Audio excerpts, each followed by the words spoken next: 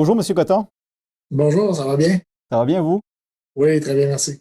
Là, dernièrement, vous avez fait des midi-conférences. Pouvez-vous nous revenir un petit peu sur cet événement-là?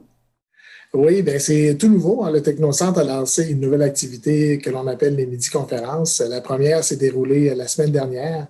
On avait trois sujets à l'ordre du jour des midi-conférences. On a parlé avec une organisation à but non lucratif, Drave Développement, qui sont venus nous présenter un peu leur vision de la création de richesses via les logiciels libres sur le territoire québécois.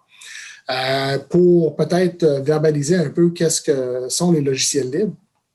Les logiciels libres, ce sont des solutions informatiques qui sont développées puis qui sont libres de droit d'utilisation. Donc, on connaît tous, exemple, on peut donner un exemple d'un logiciel, on pourrait en nommer plusieurs, là, mais sans vouloir faire de publicité pour aucun. On connaît tous l'exemple de logiciels où est-ce qu'on doit payer des frais, soit pour l'acquisition du logiciel ou encore pour l'utilisation du logiciel de cette solution-là. Alors que lorsqu'on parle de solutions libres, ouvertes, mais ce sont des logiciels qui sont développés ou des solutions dont les utilisateurs n'ont pas de droit comme tel à payer. C'est une communauté de programmeurs, d'informaticiens qui développent des solutions et qui permettent à cette communauté-là de partager la solution qui est développée sans avoir à défrayer des montants pour l'utilisation. Bien entendu, cette communauté-là se donne comme obligation de partager au sein des communautés les développements qui sont faits parce que chaque entreprise a accès à ce qu'on appelle l'arrière-plan du logiciel pour être en mesure de poursuivre le développement du logiciel. L'équipe de Drave Développement sont venus nous présenter cet élément-là. Le Technocentre, nous, on a parlé de deux sujets qui nous tiennent à cœur. On a parlé premièrement d'une plateforme participative, la plateforme qui avait été développée dans le cadre de la stratégie numérique de la Gaspésie.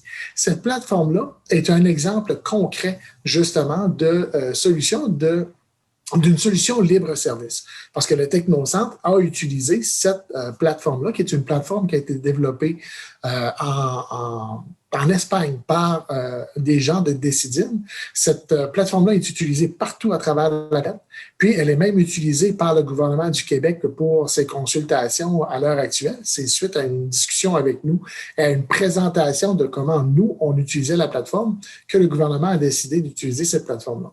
Donc, c'est une plateforme participative qui permet au Technocentre de sonder les gens, d'emmener des personnes de différents niveaux à discuter sur différents projets.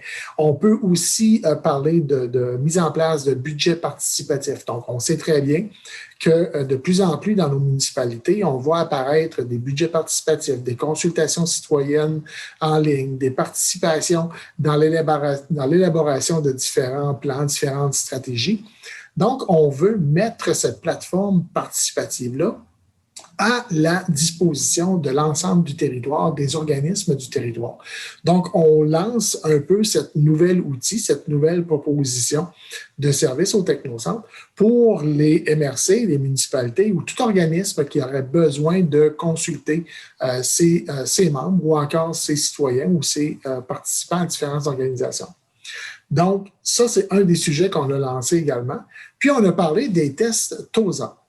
Les tests TOSA, c'est des nouveaux tests que le Technocentre est mandataire depuis maintenant 4 mois et ce sont des tests d'évaluation de compétences numériques.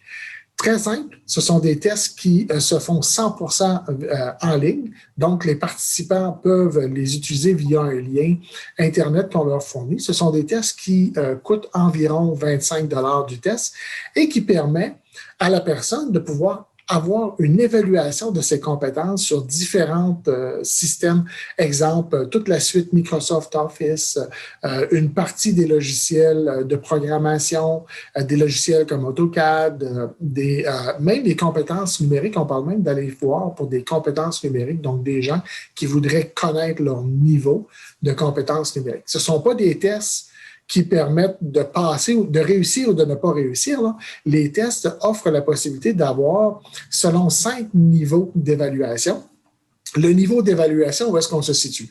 Est-ce qu'on est débutant? Est-ce qu'on a un niveau d'utilisation de base, opérationnel, avancé ou expert?